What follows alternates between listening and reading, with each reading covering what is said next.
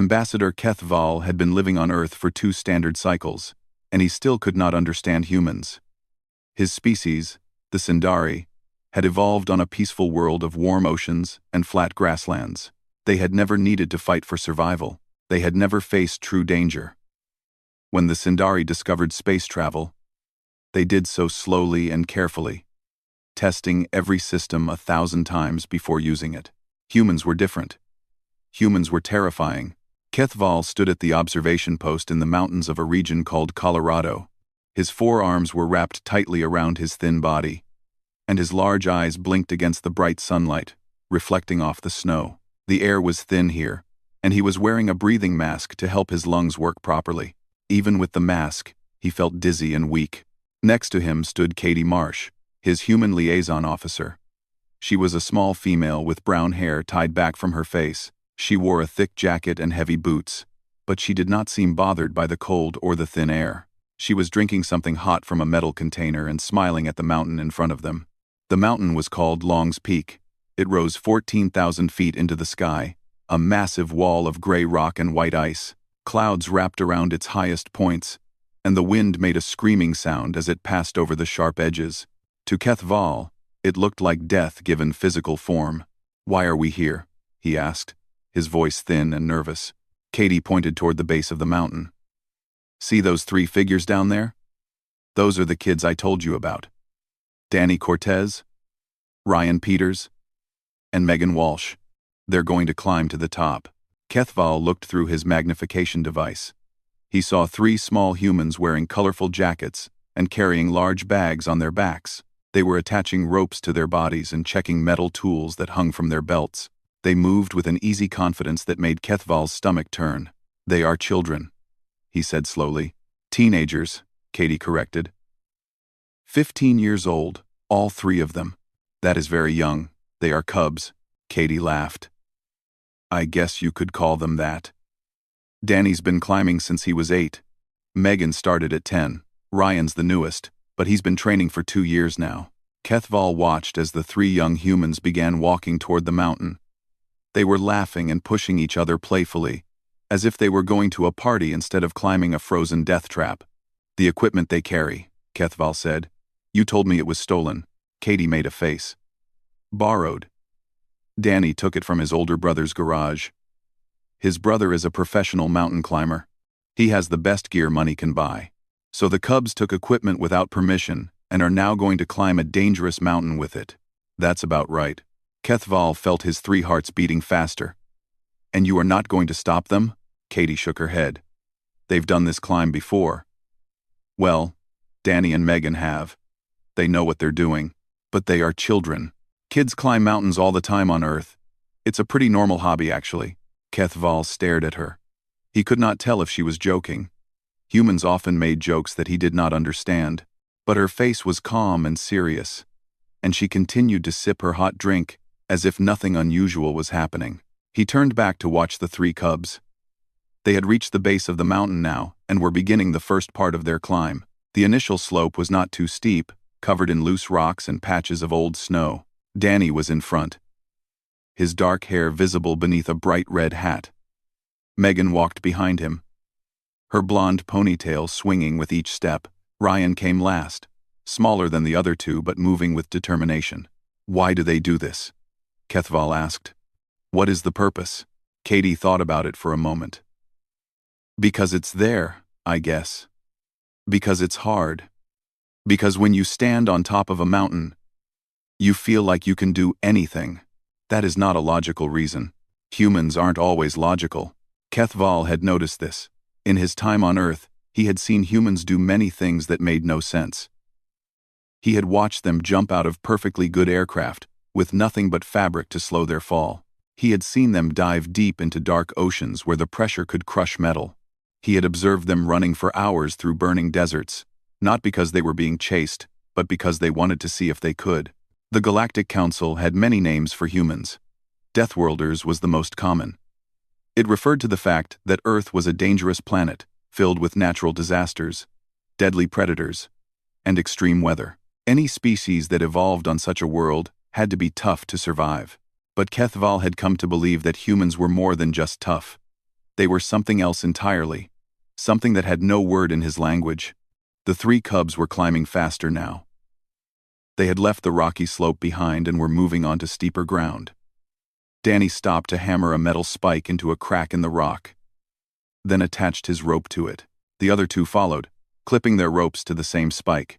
"What if they fall?" Kethval asked. "The ropes catch them," Katie said. Mostly. Climbing is dangerous. Things can go wrong, but these kids know the risks, and they climb anyway. Kethval watched as Ryan, the smallest cub, lost his footing on a patch of ice. For a terrible moment, the boy slid backward, his arms waving wildly. Then his hands found a grip on the rock, and he pulled himself back up. He did not scream. He did not cry. He simply kept climbing. Above them, clouds were beginning to gather around the peak. The wind was getting stronger. Kethval could see the cubs' jackets flapping in the gusts, could see them leaning into the wind to keep their balance. "A storm is coming," he said. Katie looked up at the sky and nodded. "Looks like it. Weather changes fast up here. They should turn back." "They might. Or they might try to reach the shelter before it hits." "There is a shelter on the mountain?" "A small one. About 2/3 of the way up. If they can get there, they can wait out the storm." Kethval felt sick. He wanted to look away, but he could not. There was something hypnotic about watching these three young humans challenge a mountain that could kill them so easily. It was like watching a small animal walk into the den of a predator. Except in this case, Kethval was not sure who the predator was. The sun moved across the sky, and the three cubs continued to climb. Kethval had been watching for 3 hours now. His legs hurt from standing, and his eyes were tired from staring through the magnification device. But he could not stop watching. Danny Cortez moved like he had been born on this mountain. His hands found holds in the rock that Kethval could not even see. His feet moved with perfect balance, never slipping, never hesitating. When he reached a difficult section, he would pause for a moment, study the rock above him, and then continue as if he had solved a simple puzzle. Behind him, Megan Walsh climbed with equal skill. She was taller than Danny, with longer arms that helped her reach holds that were far apart. She talked constantly as she climbed, calling out advice to Ryan below her, making jokes that Kethval could not hear but that made the others laugh. Ryan Peters was the slowest of the three, but he never complained. Every time he struggled with a difficult section, he would take a deep breath, focus his eyes on the next handhold, and pull himself up through pure determination. He was smaller and lighter than his friends, and sometimes this helped him. He could fit into narrow cracks that the others had to go around. "How do they know where to go?" Kethval asked. "There is no path." Katie pointed to small marks on the rock face. "See those? Climbers leave markers to show the best routes. And Danny has a map in his head. He's studied this mountain for years. A map in his head? Humans can memorize things pretty well. Danny probably knows every rock and crack on this face of the mountain." Kethval found this hard to believe, but he had learned not to doubt what humans could do. They seemed to have no limits. The cubs had reached a section of the mountain that was almost vertical. The rock here was smooth and gray, with very few places to grip. Danny stopped and pulled a metal tool from his belt. It had a sharp point on one end and a flat head on the other. He placed the point against a tiny crack in the rock and hit the flat head with another tool. The sound of metal striking metal echoed across the mountain. Danny hit it again and again until the spike was deep in the crack. Then he attached a small loop of rope to it and clipped his main rope through the loop. "He's making his own anchors," Katie explained. "Those spikes hold the rope in case someone falls." "How much weight can they hold?" "A few thousand pounds, if they're placed right." Kethval watched Danny test the spike by pulling on it with all his weight. The spike held firm. Danny nodded in satisfaction and continued climbing. The air grew colder as the cubs moved higher. Kethval could see their breath coming out in white clouds now. They had pulled cloth masks over their faces to protect their skin from the freezing wind. Only their eyes were visible, bright and alert, despite the harsh conditions. At this altitude, the oxygen level was much lower than at sea level. Kethval knew that humans needed oxygen to survive, just like most species. But these cubs were climbing and working hard in air that would have made a Sindari pass out in minutes. "Are they not having trouble breathing?" he asked. "Their bodies adapt," Katie said. "Human blood cells become more efficient at carrying oxygen when the air is thin. It takes a few hours, but then we can function pretty normally. Your species can change its own blood? Not exactly change. More like adjust. Our bodies are pretty good at dealing with different environments." This was another thing that made humans so frightening. They could survive almost anywhere. Hot deserts, frozen mountains, deep oceans, even the vacuum of space with the right equipment. They were like water, flowing into any container, filling any space. A loud crack echoed across the mountain, and Kethval jumped in fear. He looked frantically for the source of the sound, expecting to see an avalanche or a rock slide, but it was just the ice shifting as the temperature changed. The mountain made many sounds like this, groaning and cracking as if it were alive. The cubs did not even pause. They were used to these sounds. They knew the difference between danger and normal mountain noise. Ryan reached the vertical section and began to climb. He was struggling more than the others here. His arms were not long enough to reach the same holds that Danny and Megan had used. He had to find his own path, moving sideways along the rock face until he found a route that worked for his smaller body. Halfway up the vertical section, Ryan's foot slipped. Kethval saw it happen in slow motion. The boy's boot skidded off the icy rock. His body twisted, and his hands lost their grip. For one terrible moment, he was falling, his arms reaching out for something to grab. The rope caught him. Ryan's body jerked to a stop, swinging out over empty space. Below him was nothing but air for 1,000 feet. The only thing keeping him alive was the thin rope attached to Danny's spike. Kethval screamed. He could not help it. The sound came out of him before he could stop it, high and sharp and full of terror. On the mountain, Ryan was laughing. The boy grabbed the rope with both hands and pulled himself back to the rock face. He found new footholds and continued climbing. Still laughing, as if falling off a mountain was the funniest thing that had ever happened to him. "He almost died," Kethval whispered. "But he didn't," Katie said calmly. "That's what the ropes are for." He was laughing. "Yeah, climbers are like that. Fear becomes excitement after a while." Kethval did not understand this. For a Sindari, fear was a warning to run away, to hide, to find safety. Fear kept them alive. But humans seemed to feel fear and then ignore it. Or worse, they seemed to enjoy it. The cubs reached the top of the vertical section and found a small flat area where they could rest. They sat down on the rock and pulled food from their bags. Kethval watched them eat and drink, talking and laughing as if they were sitting in a comfortable room instead of hanging on the side of a deadly mountain. Above them, the clouds were growing darker. The storm was coming closer. The storm came fast. One moment, the sun was shining through thin clouds. The next moment, the sky turned dark gray, and snow began to fall in thick curtains that blocked out the mountain. Kethval lost sight of the cubs. He pressed his face against the magnification device, trying to find them through the swirling white, but it was impossible. The storm had swallowed them completely. "Where are they?" he asked, his voice high with panic. "I cannot see them." Katie was checking a small screen on her device. "Their locator signals are still working. They're about 200 meters below the shelter. If they keep moving, they can reach it in maybe an hour." An hour? In this storm, the wind had become a screaming monster.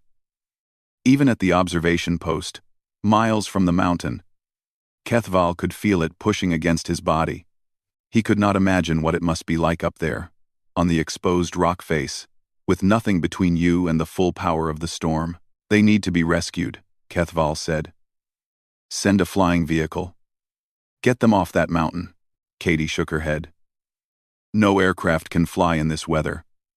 The winds would tear it apart. The kids are on their own until the storm passes. On their own. 3 cubs, 15 years old, alone, on a frozen mountain in a killing storm." Kethval felt his legs grow weak. He sat down on a nearby rock and put his head in his hands. "They are going to die," he said quietly. "Maybe," Katie admitted. "But probably not. These kids are smart. They know what to do in a storm." Kethval looked up at her. How can you be so calm? Are you not worried about them? Katie's face changed slightly. For a moment, Kethval saw something behind her calm expression. It was fear. Real fear. The same fear that he was feeling, but she pushed it down, locked it away somewhere deep inside, and her face became calm again. Being worried won't help them, she said. Panicking won't help them. All we can do is watch and wait, and hope they make the right choices. Up on the mountain, the three cubs were fighting for their lives. Danny had taken the lead again, moving slowly through the blinding snow. He could not see more than a few feet in front of him. The rock was covered in fresh ice that made every handhold dangerous. The wind was so strong that it pushed him sideways with every gust, but he kept climbing. Megan was right behind him, her hand on his ankle so she would not lose him in the white darkness. Ryan was behind her, his hand on her ankle. They moved as one unit, a human chain pulling itself up the mountain through pure will. Danny reached up to find the next handhold and felt nothing but smooth ice. He tried again, moving his hand left and right, searching for any crack or bump that he could grip. There was nothing. The storm had covered everything in a layer of frozen water. He pulled out his ice axe, a tool with a sharp curved blade on one end. He swung it hard into the ice above him, and the blade bit deep. Using the axe as a handhold, he pulled himself up and swung again. Each swing sent pieces of ice flying into his face, but he did not stop. He could not stop. If he stopped, they would all freeze to death. Megan and Ryan followed his path, using the holes he had made in the ice. They were all exhausted now. Their arms burned with effort. Their lungs ached from breathing the thin, cold air. Their fingers were numb inside their gloves, but they kept climbing. Lightning struck the peak above them, so close that they could feel the electricity in the air. The thunder that followed was not just loud, it was physical, a wall of sound that shook the mountain and made rocks fall around them. A stone the size of a fist flew past Danny's head, missing him by inches. Ryan screamed then, finally showing fear. But his hands did not let go. His feet did not slip. He screamed, and then he kept climbing. At the observation post, Kethval had started pacing back and forth. He could not sit still. His forearms moved constantly, wrapping around himself, reaching out toward the mountain, falling back to his sides. He had never felt so helpless in his life. Why do they do this? He asked again, not expecting an answer. Why do humans put themselves in danger for no reason? Why do they not stay safe? Katie looked at him for a long moment before answering. Because safe is boring. Because challenging yourself is the only way to grow. Because standing on top of a mountain and knowing you got there by your own strength is one of the best feelings in the universe. Even if it kills you, the risk is part of what makes it meaningful. If it was easy, everyone would do it. The danger is what makes the achievement special. Kethval shook his head. This made no sense to him. The Sindari valued safety and comfort above all things. They built their cities underground, to avoid storms. They lived in family groups that protected the weak and the young. The idea of deliberately seeking danger was completely foreign to his mind. And yet, watching these three human cubs fight their way up a mountain through a deadly storm, he felt something strange in his chest. It was not fear, though that was there too. It was something else, something that might have been admiration. These cubs were not giving up. The mountain was trying to kill them. The storm was trying to kill them. The cold, the wind, the ice, the falling rocks, everything was trying to kill them, and they just kept climbing. They refused to quit. They refused to accept death. On the screen, Katie's device showed 3 blinking dots, moving slowly upward. The cubs were still alive. They were still fighting. How much further to the shelter? Kethval asked. Katie checked the screen. About 50 meters. They're almost there. 50 meters. On flat ground, a healthy Sindari could walk 50 meters in less than a minute. But on a frozen mountain, in a storm, with ice covering every surface, 50 meters might as well be 50 miles. The dots kept moving. Slowly, painfully, but moving. And then, finally, they stopped. All three dots were together, blinking in the same spot. "They made it," Katie said, and for the first time, Kethval heard relief in her voice. "They're in the shelter." Kethval collapsed onto his rock and stared at the dark sky.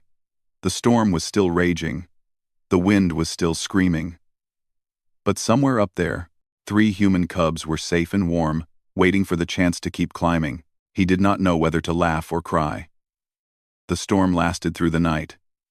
Kethval refused to leave the observation post. Katie brought him warm blankets and hot drinks. But he barely noticed. His eyes stayed fixed on the mountain, watching the clouds swirl around the peak, listening to the thunder roll across the sky. He thought about the 3 cubs in the small shelter. It was just a metal box bolted to the side of the mountain, Katie had told him. Big enough for 4 people to sit inside, with walls to block the wind and a small heating device powered by the sun. Not comfortable, but enough to survive. What were they doing in there? Were they sleeping? Were they scared? Were they regretting their decision to climb this terrible mountain? Knowing humans, Kethval thought they were probably playing games and telling jokes. The storm finally broke just before sunrise. The clouds pulled apart like curtains, and golden light spilled across the mountain. The snow stopped falling. The wind died down to a gentle breeze. The world became quiet and still, and almost immediately, the 3 dots on Katie's screen started moving again. "They're continuing," Kethval said, not quite believing it. "After everything that happened, they are continuing?" Katie smiled. "Did you really think they would stop?" No. He had not. He had watched these cubs long enough to know that they would not give up easily. But part of him had hoped that the storm had scared some sense into them. Part of him had hoped they would call for rescue and go home to their warm houses and safe beds. But that was not the human way. Through his magnification device, Kethval watched the 3 figures emerge from the shelter. They stretched their arms and legs, getting the blood flowing after a night of sitting still. Danny moved carefully, and Kethval noticed that he was holding his left arm close to his body. "Something is wrong with Danny," he said. Katie looked through her own device. His arm might be hurt. He hit the rock pretty hard during some of yesterday's climbs. Could be a bad bruise or a small fracture. And he is still going to climb? Looks like it. The 3 cubs started up the mountain again. This section was steeper than anything they had climbed before. The rock was covered in fresh snow from the storm, hiding the ice underneath.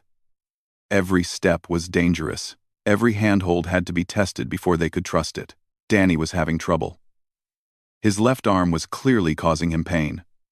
He could not grip with his left hand as tightly as before, and he had to use his right arm to do most of the work. This made him slower and less balanced. Megan moved up beside him. Kethval could see them talking, though he could not hear their words. Danny shook his head firmly and kept climbing. Whatever Megan had suggested, he had refused. "She probably told him to go back," Katie said. And knowing Danny, he said no. He should listen to her. He is injured. Humans don't always make the smart choice.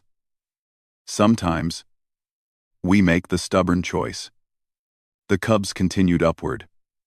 Ryan had moved to climb beside Danny, ready to help if needed. The 3 of them moved more slowly now, taking extra care with every step. The summit was visible above them, a sharp point of rock against the blue sky. It looked close, but Kethval knew that distance was hard to judge on mountains. The summit could still be hours away. Danny reached for a handhold and pulled himself up. His right foot found a small ledge, and he shifted his weight onto it. Then the ledge broke. The rock crumbled under his foot like it was made of sand.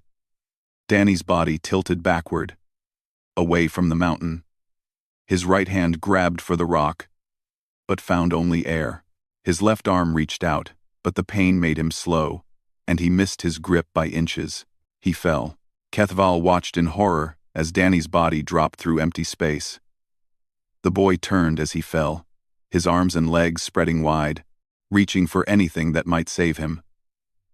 The rope attached to his body stretched out behind him, unwinding from the anchor he had placed minutes before. The rope reached its end and snapped tight. Danny's body jerked to a sudden stop, swinging like a weight on a string. He slammed into the rock face hard, and Kethval heard the sound even from miles away. It was a terrible sound, the sound of a body hitting stone. Danny did not move. He hung there on the rope, his body limp, spinning slowly in the wind. "No," Kethval whispered. "No, no, no." Above him, Megan and Ryan had anchored themselves to the rock. They were shouting down at Danny, their voices lost in the distance. They pulled on the rope, trying to lift him, but he was too heavy for them to raise on their own. Then Danny moved. His right arm reached up and grabbed the rope. His legs kicked against the air, trying to find the rock face. He was alive. He was conscious. And he was fighting. It took him several minutes to pull himself back to the mountain. When he finally got his feet on solid rock, he hung there for a long moment, breathing hard. Even through the magnification device, Kethval could see that something was very wrong with his left arm. It hung at an odd angle, bending in a place where arms should not bend. "His arm is broken," Katie said quietly. "That's a bad break. He needs to get down." But Danny did not go down. Instead, he used his right hand to pull off his jacket. Underneath, his arm was clearly damaged, swelling already visible through his thin shirt. Megan climbed down to him and began wrapping his arm with pieces of cloth. Ryan passed down a broken ice axe, and they used the metal shaft as a splint, tying it to Danny's arm to keep the bones straight. When they were finished, Danny looked up at the summit. Then he started climbing again. "That is impossible," Kethval said. "He has a broken arm. He cannot climb with a broken arm." But Danny was climbing. He used only his right hand for gripping, pulling himself up with one arm while his broken left arm hung at his side. It was slow and painful. Every movement made him wince, but he did not stop. Megan and Ryan climbed beside him, helping where they could. When Danny could not reach a handhold, Ryan would climb ahead and set an extra rope for him to grab. When Danny needed to rest, Megan would anchor him to the rock so he could lean back without falling. They worked as a team, 3 cubs against a mountain, and somehow they kept moving upward. Kethval could not look away. He had seen many strange things since coming to Earth, but nothing like this. A child with a broken arm, climbing a frozen mountain, refusing to give up even when his own body was failing him. This was what made humans dangerous. This was why the galaxy feared them. Not their weapons or their ships or their technology. But this refusal to accept defeat. This determination to keep going no matter what. It was terrifying. It was inspiring. It was completely, utterly human. The final climb took 4 hours. 4 hours of watching 3 exhausted, injured, frozen cubs drag themselves up a wall of rock and ice. 4 hours of watching Danny pull himself higher with one arm, while the other hung useless at his side. 4 hours of watching Megan and Ryan support their friend, refusing to leave him behind. Kethval did not move during those 4 hours. He did not eat. He did not drink. He simply watched, unable to turn away from the impossible thing happening on the mountain. The summit was close now. So close that Kethval could see the exact point where the rock reached its highest spot. A small, flat area, barely big enough for 3 people to stand. The cubs were maybe 50 meters below it, moving through a section of pure ice that reflected the sunlight like a mirror. Danny was struggling. His face was pale, and his movements had become slow and clumsy. The cold, and the pain, and the exhaustion were finally catching up with him. Every few minutes, he would stop and rest his head against the ice, breathing hard, gathering his strength for the next effort. "He's not going to make it," Kethval said. "He cannot continue." Katie did not answer. She was watching the screen on her device, checking the cubs' vital signs. Their hearts were beating too fast. Their body temperatures were too low. They were in the early stages of hypothermia, their bodies losing heat faster than they could make it. "They need to go down," Katie said quietly. "If they don't get warm soon, they could die." On the mountain, Megan had stopped climbing. She was talking to Danny, her face close to his. Kethval could see her lips moving, though he could not hear the words. Danny shook his head, and Megan grabbed his face with both hands, forcing him to look at her. They argued. Even from miles away, Kethval could see that they were arguing. Megan pointed down the mountain. Danny pointed up. Ryan stood between them, looking from one to the other, not sure what to do. Finally, Danny said something that made Megan stop. Her shoulders dropped, and she let go of his face. She looked up at the summit for a long moment. Then she nodded and started climbing again. "What did he say?" Kethval asked. "I don't know," Katie admitted. But, whatever it was, it worked. The three cubs climbed the last 50 meters together, side by side. They helped each other over every obstacle, shared every rope and every anchor. When one of them slipped, the others caught them. When one of them was too tired to continue, the others waited and encouraged them. It was not three individuals climbing a mountain anymore. It was one creature, with 6 arms and 6 legs, pulling itself toward the sky with a single shared will. And then, finally, they reached the top. Danny was the first to stand on the summit. He pulled himself over the last edge of rock and collapsed onto the flat space, lying on his back, staring up at the blue sky. Megan and Ryan followed seconds later, dropping down beside him. For a long moment, none of them moved. They just lay there, breathing the thin air, feeling the cold wind on their faces. They had done it. They had climbed a 14,000-foot mountain through a storm with stolen equipment, and they had survived. Then Danny laughed. It started as a small sound, barely more than a breath. But it grew, getting louder and stronger until he was laughing with his whole body, tears running down his frozen cheeks. Megan and Ryan started laughing too. The three of them lying on top of the world, laughing at death and cold and pain and everything else that had tried to stop them. Kethval felt something on his face. He touched his cheek and was surprised to find that it was wet. He was crying. He did not know when he had started crying, but he could not stop. "They did it," he whispered. "How did they do it?" Katie put her hand on his shoulder.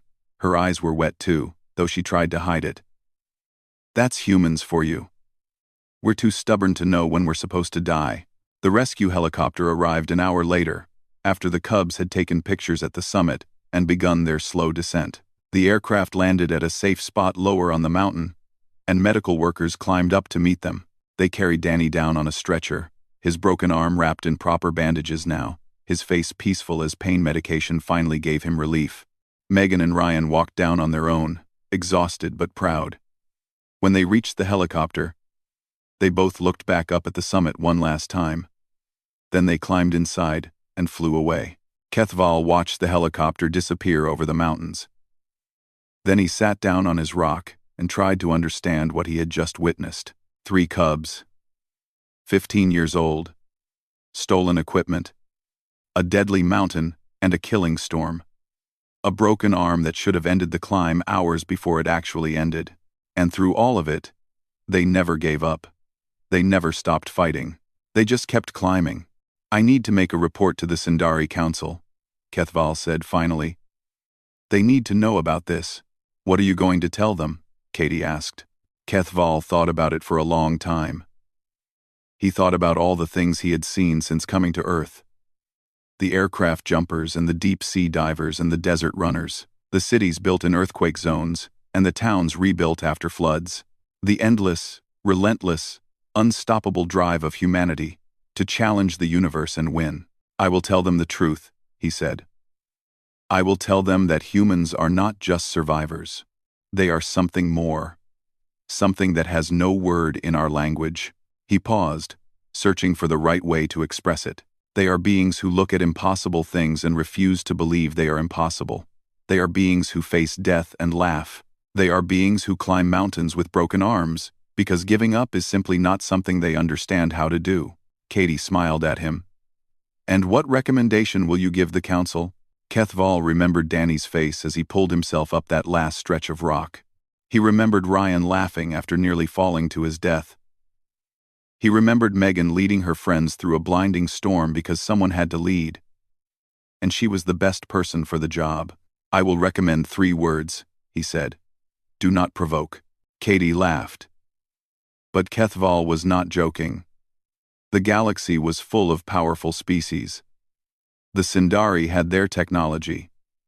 The Vrath had their strength. The Kelnok had their numbers, but none of them had what humans had.